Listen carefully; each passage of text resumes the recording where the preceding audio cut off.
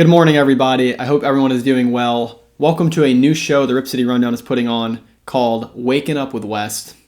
I am your host, Wes Peterson, and it is great to be with you guys in this inaugural episode.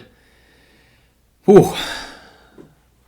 This show has been in the making for a while. We didn't really market it much. We didn't really talk about it much because we just kind of want it to organically grow. And this is really just going to be a sports talk show. It's going to specifically talk about the Blazers and the Ducks a lot, and the Timbers even. It's going to be Oregon specific, but we will definitely dive into NBA wide topics. We'll dive into the NFL, college football, pretty much all the sports that there are. We will dive into. For the first episode, though, we're going to keep it pretty light. We'll talk about some things around the league.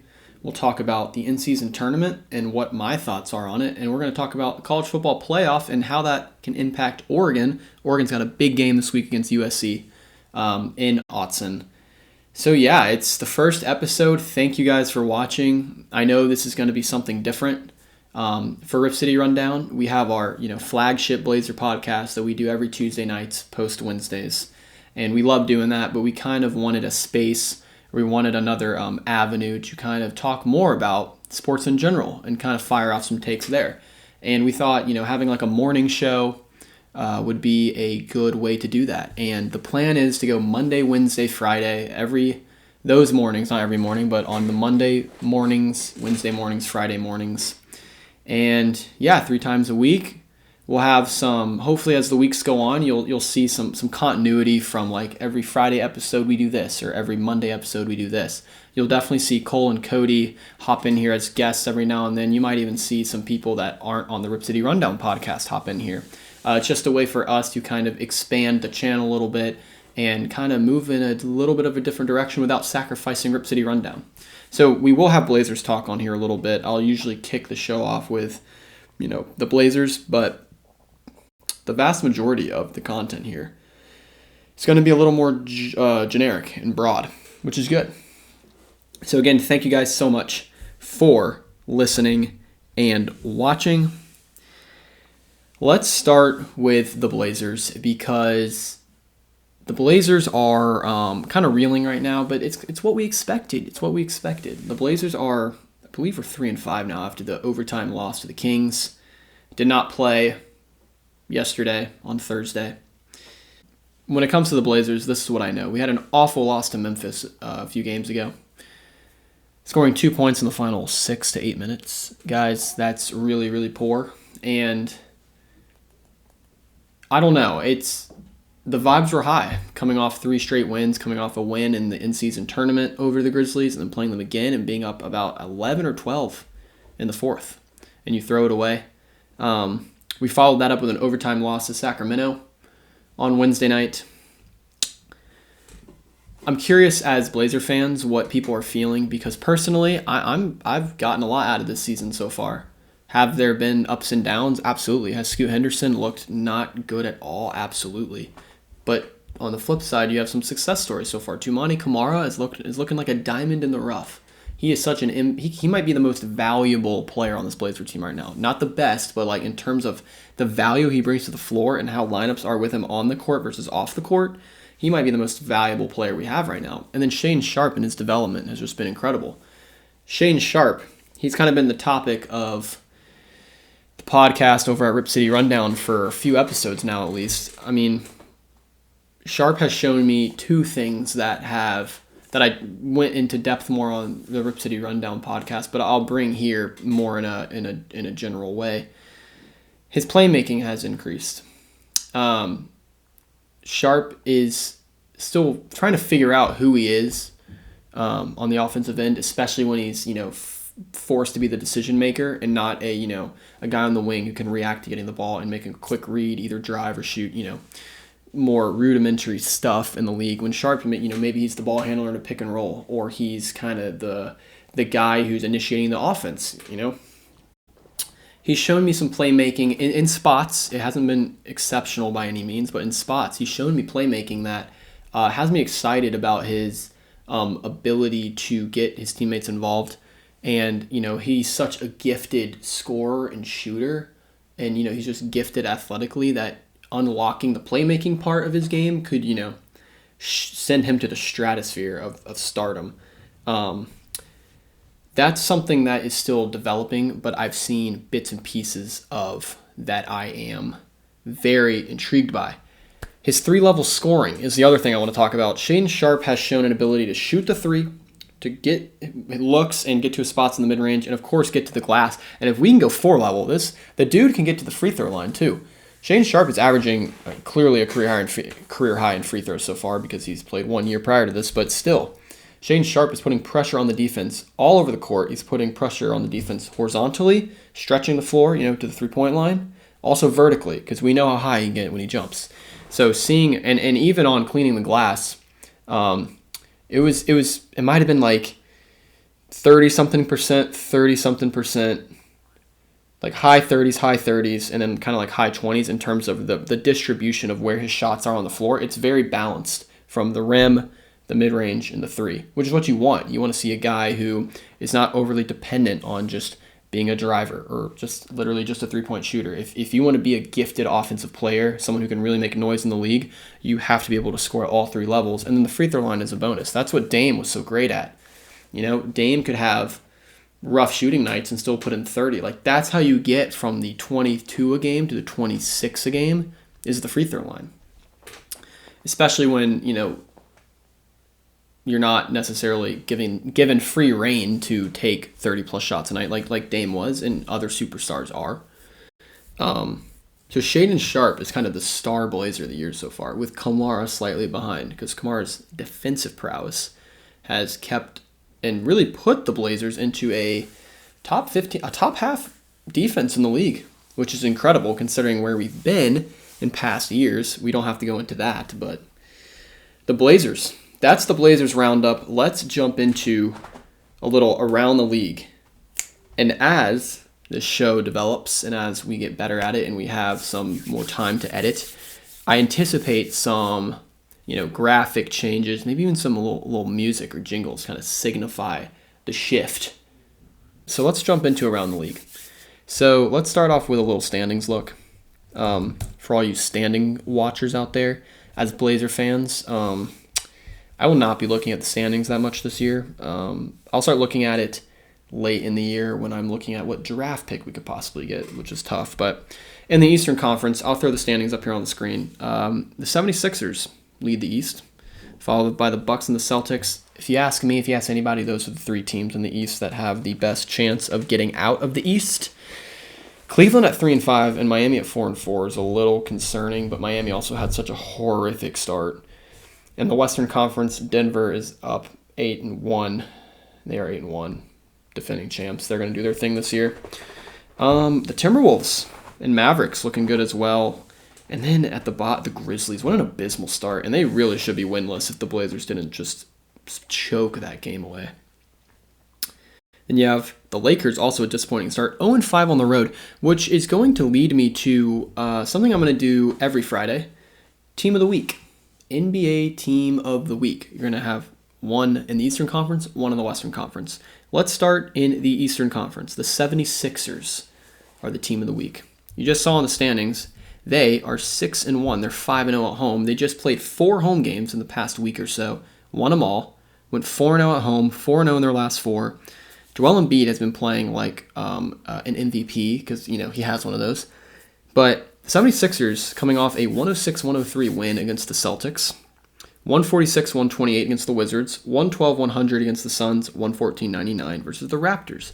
Embiid in those games against the Celtics Wednesday night, he had 27 and 10 with 4 assists and 4 blocks.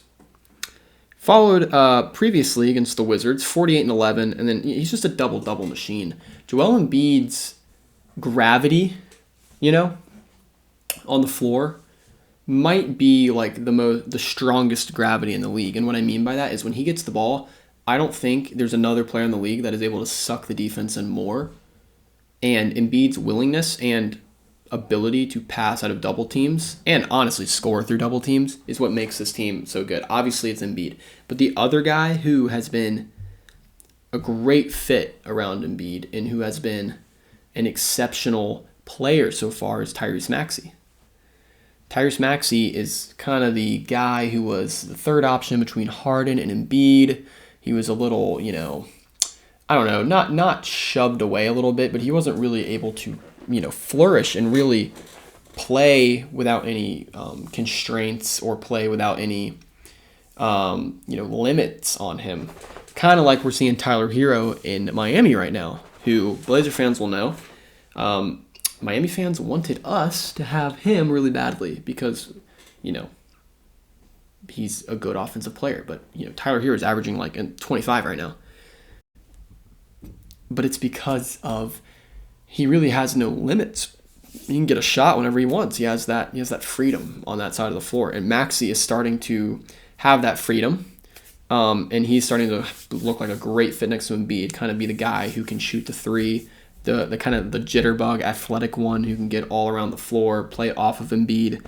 So the 76ers are looking really, really, really good. Last little point on the 76ers, the no egos thing.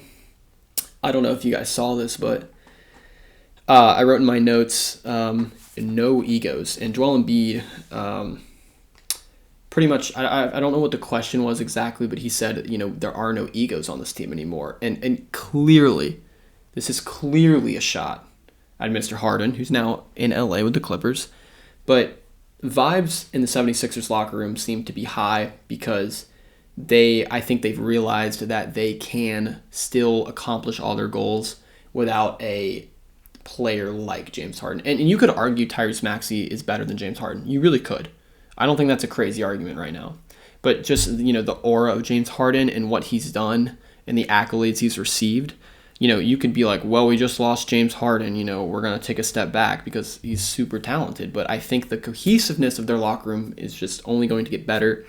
Don't be surprised if the Sixers are deep in the playoffs this year.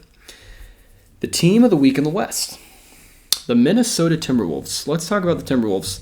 The Timberwolves also went 4-0 in the last week or so. They also had all home games, and they also protected home court every time, hence the 4-0 record.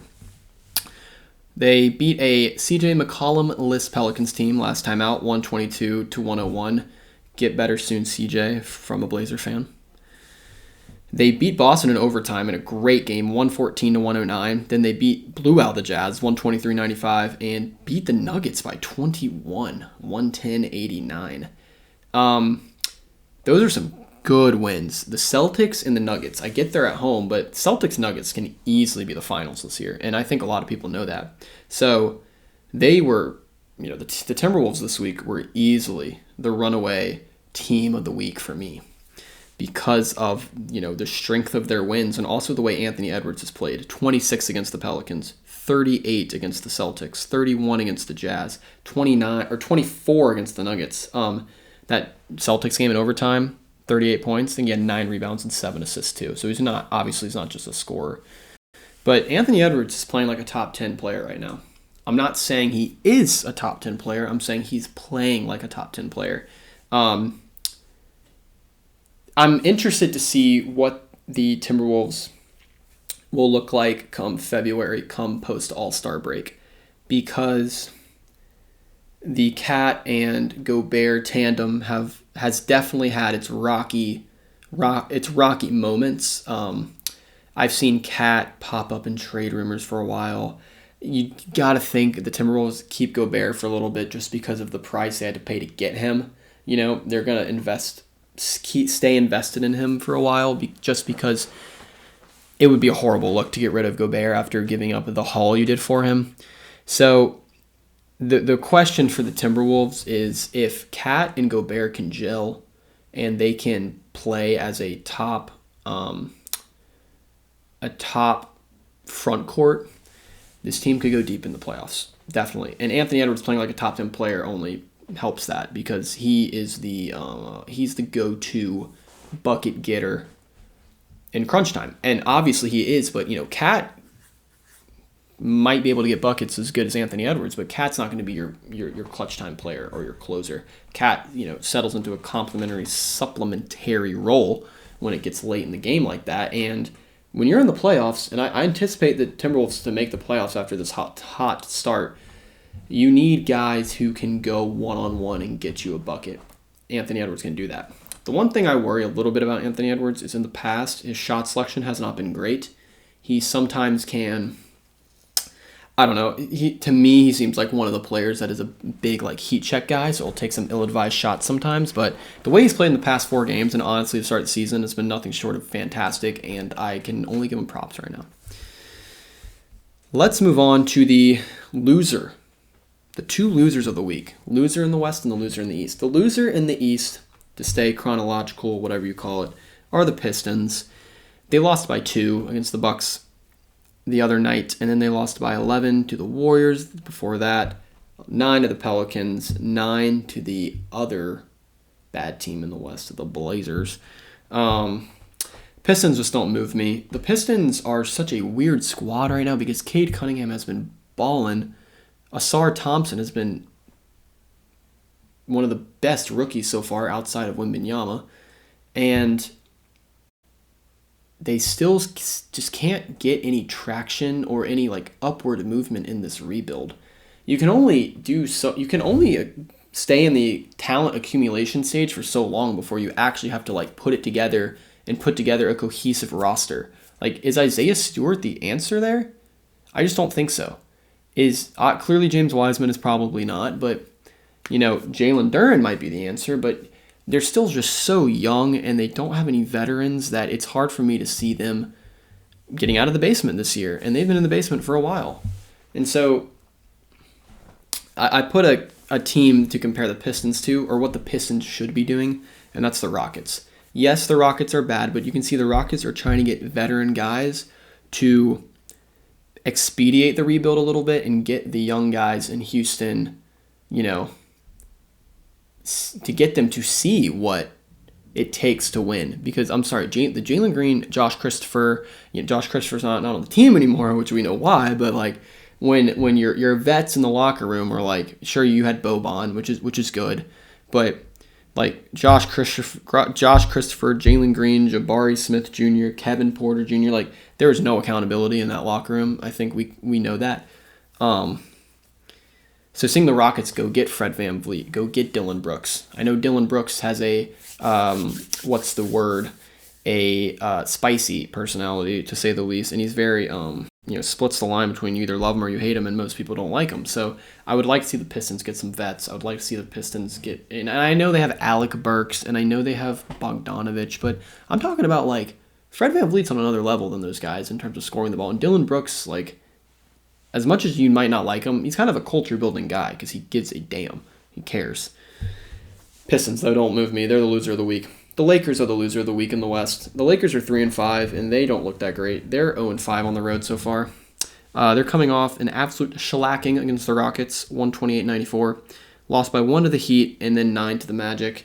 I wrote down, can't win on the road to save their lives. The only player who's playing well on the road is like Austin Reeves. And then maybe LeBron a little bit, but LeBron does so much for the team anyway.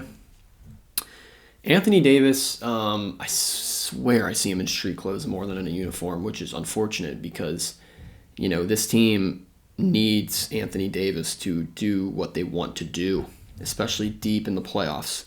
The Lakers are kind of a team that always starts slow, though, and I have a feeling LeBron is throttling back right now. They're 3-5. I would anticipate them being around 500 and then kind of hitting the accelerator and really kind of having LeBron, pour it on, for the lack of a better term. Maybe getting Anthony Davis healthy, although you really can't count on him to stay healthy. You just never know. But that doesn't excuse them from being the loser of the week because you can't go 0-3 against the Rockets, Heat, and Magic. You just can't.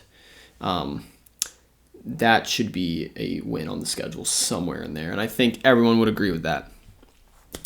Those are the teams of the week and the losers of the week. That is the NBA little segment there. Next thing I want to talk about with the NBA is the in-season tournament. The in-season tournament has been an interesting addition, and I feel like some people like it, some people don't, but here's what I do know. The courts are wild. I'm not going to say if that's a good thing or bad thing, but the courts are crazy. The Blazers court was like literally redder than that basketball. It was kind of hard to see. But what I like about the courts are is that they have a different feel to them. There's a different, creatively it's different, obviously, with the colors, but it's also, it's got the trophy there, it's got kind of the logo there, and it proves to the players that, this game, yes, it's a regular season game, but it's different, and I think that's a good thing for the league. Also, I saw ratings were up in the first first day of the in-season tournament. Ratings are up, which is also something the NBA definitely had on their goal sheet. So it's been a success so far for me. I think the funny thing is you've seen many players such as Bones Highland or Dame be like, I don't even know what's going on. I just know something's different. I think what they mean by that is they don't really know what the structure of it is. They're just, to them, I don't see that as a big deal because it's a regular season game still, and they need to win. So at the end of the day, I think it gives teams an incentive to play hard. It lets them know something's different. And you saw all those games in the first, round or the first day of the group stage. I believe it was about a week ago. I think it was last Friday. Yeah, a week ago. All the games were close and competitive. And you could tell. Shane Sharp in the Blazers game played like 46 minutes. Chauncey wanted that game. The Thunder and the Warriors were like a 2-point game, like 141-139. Great game, So it's still a regular season game, but it kind of has that extra oomph just a little bit, which I think is great for the league. And I think as the standings kind of get tight, it's like who's going to go to the little like playoff thing, who's making it to Vegas, yada yada. I think you can see like a little more desperation from teams in fight and care, which I think is good. Let's change gears. Let's go to college football, okay? Let's get a little Ducks talking here. So, here's the slate for the college football weekend. The good games, at least. Michigan is laying 4.5 points on the road at Penn State. Utah is traveling to Washington. Washington's 9.5-point favorites. Tennessee is -2 going to Missouri. Ole Miss is 10.5-point dogs in Athens. USC is catching 15 points at Oregon in Autzen. And then for you Pac-12 boys and girls out there, Arizona is -10.5 at Colorado. Stanford is 20.5-point dogs to Oregon State. The crazy spread to me is USC Oregon. Oregon's laying 15. I mean, for some reason I anticipate a lot of people to bet on USC there, just because that spread is way bigger than I thought, especially at the beginning of the year. The spread at the beginning of the year had to be like 4. Somewhere between 4 to 7. Oregon is at home, so they get a couple points baked into that. But neutral site, this game is Oregon's favored by like at least 11. It's crazy. USC is reeling though. They fired their DC. They're giving up truckloads of points. They had to beat Cal 50-49. Yes, Cal, who is good, but are they 49 points good? Obviously not. So I kind of understand why the spread is huge. It's because USC's defense has as many holes as a sponge, and Bo Nix is playing like a Heisman candidate, even though he's probably not going to win it. He's just picking apart defenses right now. Picked apart Utah, and he played well against Washington. They did lose, but he played well. So even though Caleb Williams is in the red and gold this weekend playing Oregon, I mean, it's tough to say, Caleb Williams can keep a game within 15 points, but for some reason, with that spread being so big, it almost makes me lean Oregon in that game, because it feels like Vegas is trying to trap almost bettors by saying, no way Oregon is 15 points better than USC. This game is going to be 51-44. It will be a close game. Who knows? Even if Oregon wins by 2 touchdowns, USC covers. So that spread was crazy. Some playoff updates with the college football playoffs, some of my thoughts on that, and this will kind of spill over into the other games I listed a moment ago. Michigan and Penn State, this is such a sneaky big game for both teams because Michigan has this like scandal over their heads, and I'm not saying that should impact what they're doing on the field, but it's in the back of people's minds. So I definitely think that Michigan winning this week will, obviously help keep them on the path to going to the playoff. They still have Ohio State at the end of the year. Penn State, obviously, they lose, they're done. Penn State can't win a big game. Penn State has not won a big game in forever, so Michigan minus 4.5 seems about right there. Although I don't know, it really depends on if the Penn State coaching staff will let Drew Aller just fling it and open up the playbook for him, because it was gross against Ohio State. It was gross. I don't really know who I'm going with in that game yet. To win the game, I would obviously lean Michigan just because Penn State does not have the track record of winning big games. 4.5 is interesting though, because I could definitely see Penn State hanging around. Utah and Washington. Utah, their playoff hopes ended against Oregon with their second loss. Washington is still undefeated, although they've been shaky of late. Michael Penix Jr., probably the Heisman favorite right now, in my opinion, especially if this Washington team continues to win. The numbers he's been putting up has been absurd, even though they have subdued in the recent weeks. Washington minus 9.5 playing Utah. I think this game could also be sneaky close. I think Utah felt embarrassed against Oregon. I think Utah is now, although they do have to travel to Washington, Utah's defense is legit, and Washington's offense has been, it was sputtering before they played USC. USC sucks at defense, but 9.5 also just seems like a trappy line where it's like, oh yeah, touchdown and a field goal, they win by 10. Whereas I could see Utah keeping this like an 8-point game. I could see like a, I don't know, lower scoring game, like a 31-23 type game or something. I don't know. Tasking Utah with stopping Washington for 4 quarters will be tough, but I definitely think that Utah defense got embarrassed by Bo Nix, and they will try to bounce back. Tennessee, Missouri, I don't really care about, but if I had to pick, I'm probably leaning Tennessee minus 2 there. They have the better defense, and Joe Milton, when he's hot, is a stud. It's just, can he be consistent for 4 quarters? Ole Miss at UGA is a sneaky big college football playoff game. Ole Miss is technically still alive. They have 1 loss, but they're not going to go to the SEC championship unless Bama loses to Auburn and whoever they play this week, which I forgot. But I'm taking Ole Miss plus 10.5 in that game because UGA, yes, they beat Missouri, didn't cover against Missouri. Ole Miss is better than Missouri. And yes, you can say UGA will bounce back and get all pumped up, but so will Ole Miss. Ole Miss has a chance to beat these Georgia kids for the first, hand Georgia their first loss, and who knows how long it's been. I like Ole Miss to keep it close between the hedges. USC, Oregon, we already talked about. Arizona, Colorado. I mean, Shador is just taking a beating this year. Give me Arizona. Oregon State and Stanford. Oregon State, Oregon, I'm looking forward to. That'll be a freaking good game. Playoff updates here. The one-loss Ducks are the best one-loss team. I think that's very important to note because Texas and Bama are behind them, and there's a good chance we come down to the end of the year here, and Oregon's a one-loss Pac-12 champ, Texas is a one-loss Big 12 champ, Alabama's a one-loss SEC champ with a victory over Georgia in the SEC championship. Who do you take out of that? If Oregon's rated the highest right now, I would take Oregon first. Obviously, I'm biased, but the committee clearly values Oregon. They value the eye test, and Oregon's strength of schedule is not as high as the other two. But Oregon has chances to boost the resume with Oregon State and Washington at the end of the year. And then Texas and Bama already played, and Texas beat them. So head-to-head, or is Alabama's win over Georgia and how they've looked to close the year, is that going to carry more weight? It's a fascinating debate between those 3 teams. We'll stay updated with that as the weeks go on. Last thing I want to do is a little segment that I like to call dumb tweets, okay?